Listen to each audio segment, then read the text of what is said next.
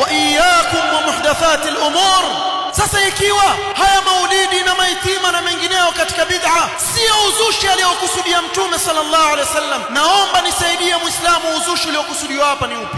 Nenda kajiuliza maswali haya. Ikiwa haya sio yale ya uzushi, basi uzushi huu aliokusudia Mtume sallam ni upi?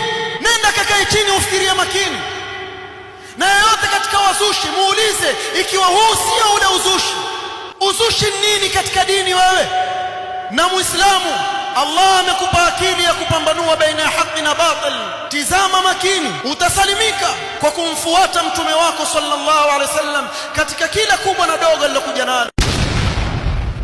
Mtume wako sallallahu alaihi wasallam akwambia, fa innahu man ya'ish minkum fasayara ikhtilafan kathira fa alaykum bi sunnati wa sunnati al-khulafa'i ar-rashidin 'addu 'alayha bin nawajidh wa iyyakum wa muhdathati al-umur.